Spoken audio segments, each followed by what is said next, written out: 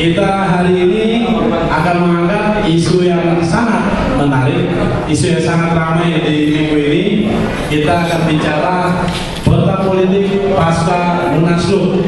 Tentunya kita tahu pada hari Selasa kemarin Munaslup Golkar baru menghasilkan ketua umum yang baru, yaitu Bapak Setia Novanto.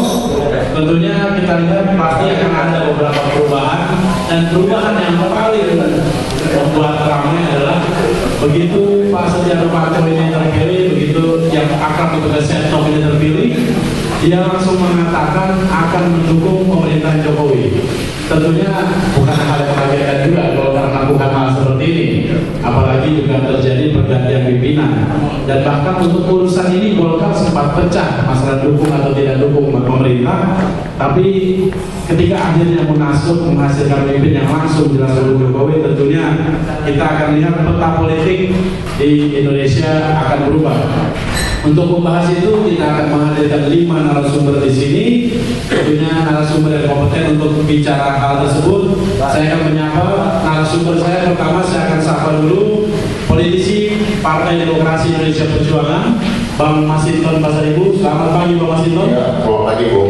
Ini baru saja dengan sengaja ketemu kita beberapa lalu di sana.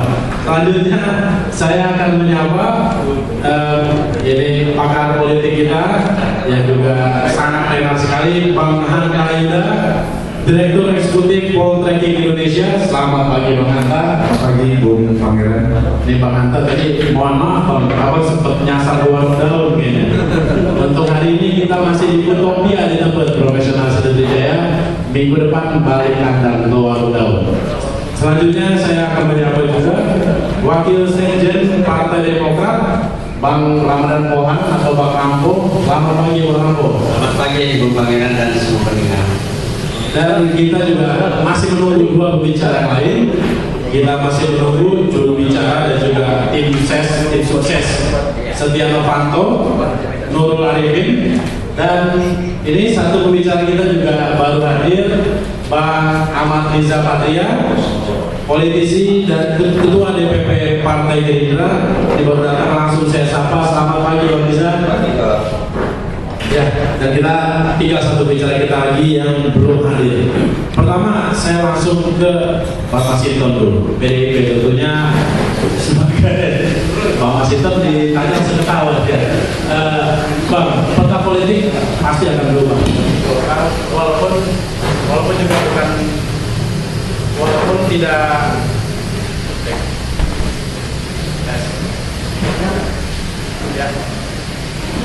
Ya.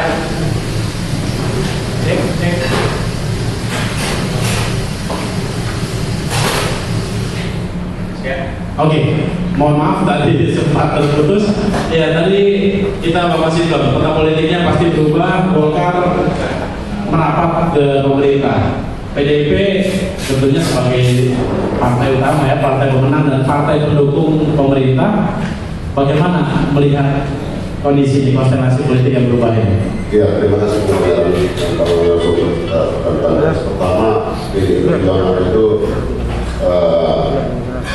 bisa bekerja sama dengan siapapun. Nah, itu dalam Munaslup Golkar kemarin Ibu Megawati melalui mengirimkan surat dan juga mengirimkan sekjen PDIP Perjuangan yang menghadiri Munaslup Golkar tersebut. Nah, dalam surat itu juga disampaikan siapapun yang terpilih, ya semoga kita bisa bekerja sama dan membangun Indonesia ini dan memperkuat partai politik sebagai sarana perjuangan dan pembebasan rakyat menuju masyarakat adil makmur itu. Nah, dalam aspek ini tentu yang pertama diarahkan bagi orang juga awal adalah tentang konsepsi tentang koalisi ramping ya. Tapi dalam realita politik itu mengenai koalisi selalu ada yang datang dan masuk gitu ya. Nah, ini tentu saya rasa dalam presiden bisa mengatur koalisi itu nantinya. Nah, kemudian dalam aspek lainnya bagi PDIP Perjuangan adalah bagaimana membangun perspektif koalisi nasionalis berbasis nasionalis dengan ideologi yang sama tentu. Nah, dalam hal ini bagaimana mengajak baik partai yang sudah lebih dulu bergabung dan kemudian yang menyusulkan duduk pada cita-cita bersama yang disebut dalam pemerintahan ini sebagai nama cita. Tidak boleh keluar dari itu. Nah, itu sebagai nanti kita harapkan juga dengan bergabungnya Golkar ini memperkuat sentiment nasionalisme kita, dan kita lihat sekarang juga ada kebangkitan Thomas Pak ini tidak pernah masuk final, sekarang masuk final, dan kita harapkan memang koalisi nasionalis ini juga bisa berjalan lancar memperkuat perspektif dalam ketatanegaraan kita dan berbangsa kita. Nah, itu yang jadi bagaimana nanti kemudian kan banyak pertanyaan ini akan membuat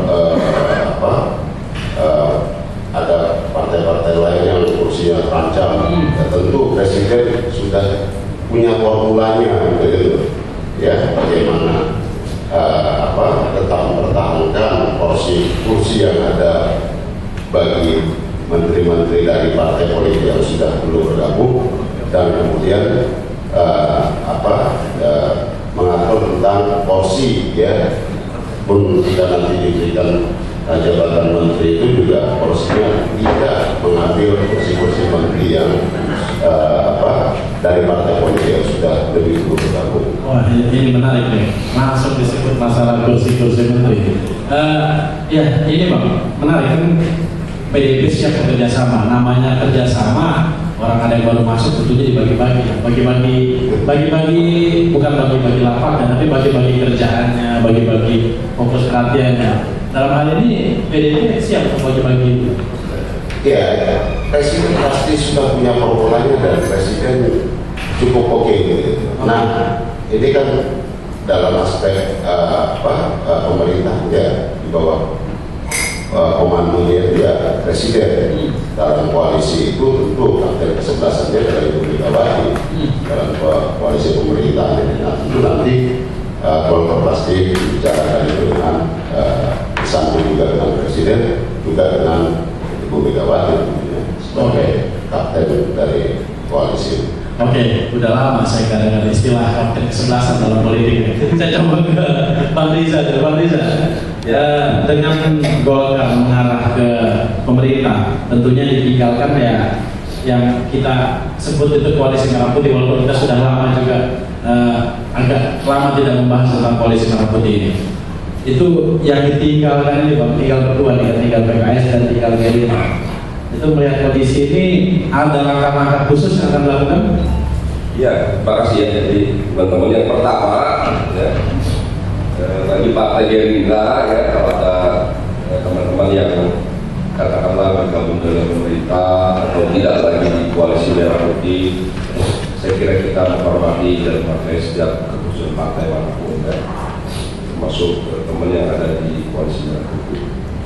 Yang kedua yang perlu diingat bahwa dulu waktu membentuk koalisi merah putih itu ada 3 maksud dan tujuannya. Yang pertama adalah memperkuat dan mendukung 4 pilar. 4 pilar itu adalah 1 Pancasila, 2 Undang-Undang Dasar 45, 3 Bhinneka Tunggal Ika, dan 4 NKRI. Itu yang pertama. Yang kedua tujuannya adalah memperkuat sistem presidensial. Jadi kita memperkuat dengan komitmen untuk memperkuat sistem presidensial. Yang ketiga tujuannya adalah mendukung dan memberi masukan kepada pemerintah untuk melaksanakan program-program yang pro rakyat. Itu. Jadi nggak ada hubungan itu dengan lain-lain. Jadi cuma 3 tujuan yang menurut saya sangat baik. Nah, kemudian sekarang bagaimana dengan kondisi seperti ini? Nah, bagi Partai Gerindra tidak ada masalah kita mendukung.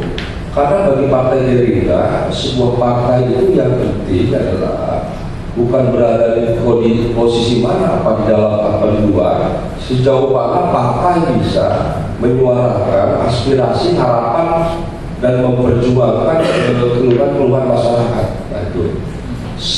Terus yang kedua juga bagi Partai Gerindra, sejauh ini justru Partai Gerindra mendapat tempat dan mendapat simpati di masyarakat.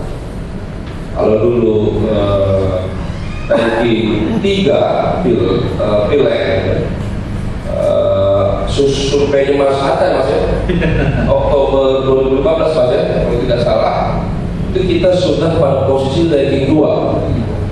Ya, kalau tidak salah begitu. Saya dengar ada melaksanakan survei baru-baru ini, terus Pak Hatta punya datanya atau punya infonya. Partai Gerindra meningkat lagi. Saya belum berani menyebut mengalahkan posisi PDIP satu, tapi informasinya ya sudah di atas Golkar, ya udah mau ikut PDIP lah. Dua, tapi lebih naik lagi dari 2015. Sudah nempel Bang ya? Ya mudah-mudahan begitu. Soalnya saya makanya terus sama Mas Sinton. Kemudian yang menarik justru tinggal datang belum datang ya. Saya dengar survei, mungkin Mas Potan punya data tidak ada yang mereka dari Demokrat soalnya. Surveinya bahwa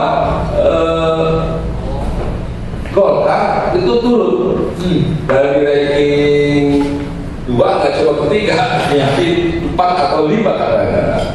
Nanti teman-teman mungkin punya infonya. Saya kaget juga, apa secepat itu? Dan itu sebelum Munaslup.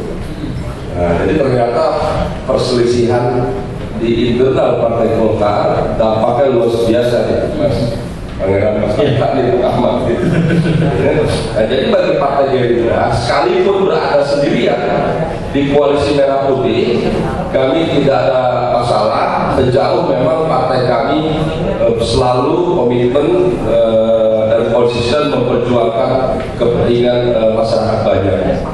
Dan koalisi yang penting bagi kami adalah koalisi bersama rakyat, karena sesungguhnya kita berbangsa dan bernegara adalah memperjuangkan kepentingan masyarakat banyak atau rakyat itu sendiri. Jadi kami senang karena kami selalu berada dalam koalisi dengan rakyat. Terima kasih. Jadi kalau Gerindra melihatnya kondisi ini yang makin menguntungkan, justru ya makin maksudnya makin terjadi polarisasi pendukung pemerintah dan non pendukung, dan akhirnya kalau pemerintah kondisinya bisa menguntungkan, bisa merugikan gitu. Ya saya tidak mau bilang menguntungkan karena ditinggal teman kan begitu. Kan nggak baik ya. Semua kalau ditinggal teman kan cukup sedih ya. Cukup sedih. Tapi ini kan politik ya. Ternyata di politik ini kalau ada yang nggak pergi tadi istilah Mas Sinton itu, kalau ada yang pergi ternyata ada yang diuntungkan gitu. Nanti bagian pengamat lah mengurangnya saya enak gitu. Jadi ternyata Gerindra mendapat keuntungan begitu. Ada yang bilang nggak sekalian aja PKS gitu lah, dia sendirian. Tapi saya kira ada ya, kami tetap sesama partai, sekalipun di koalisi Merah Putih atau KIA atau partai pendukung pemerintah, kami dengan Mas Sinton dan teman-teman termasuk juga Demokrat, kami selalu bersama-sama ya memperjuangkan kepentingan bangsa dan negara. Jadi sangat cair sesungguhnya kondisi posisi di parlemen, tidak seperti yang digambarkan oleh orang gitu atau media gitu. Tidak seperti 2014 ketika awal. Ya jauh sekali. Jauh sekali Bang. Nah itu bahkan kadang-kadang banyakkan PDIP dalam ini. Mudah-mudahan bukan karena PDIP ini cuma petugas partai, mudah-mudahan gitu. Bukan ketua umum partai. Kalau saya di Bang, saya jadi kepikiran, dan tadi kan ada 3 hal alasan membentuk KMP. Kalau alasan ini saya rasa kayak pun kalau ditanya ke Bang Mas Sinton sekarang, kita juga begitu pasti jawabnya. Kita juga maunya gitu, kita juga jaga 4 pilar, kita perkuat sistem presidensial, dan kita juga pasti pro rakyat, pasti gitu. Kalau gitu, ketika akan bahas KMP ini, saya penasaran, masih perlu nggak sih kita sebut KMP dan KIA dalam konstelasi sekarang? Ya itu kan bagaimana persepsi orang atau masyarakat melihat ya. Bagi saya pribadi yang penting bukan KIA KMP, tapi sejauh mana maksud tujuan daripada pembentukan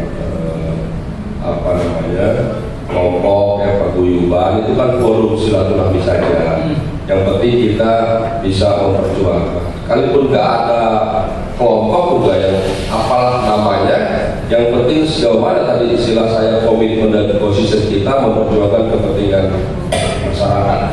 Kira itu yang jauh lebih penting dan efektif. Sama-sama kita apakah berada di pemerintahan, di dalam atau berada di luar pemerintahan, ya kan, sejauh mana efektivitasnya. Kalau udah belum 2 tahun ya usaha pemerintah berada di parlemen, di luar pemerintahan sudah dari 3 ke 2 kan luar biasa. Kalau PDIP kan 10 tahun tuh kemarin senang di luar. Oke, ya profesional situ ya. Ternyata KMPKIH ini kalau kita tanya masih determinan atau enggak, kelihatannya mungkin sudah tidak, karena tadi seperti diceritakan bahwa memang sudah cair sekali. Nanti kita akan bahas lagi setelah jeda berikut ini.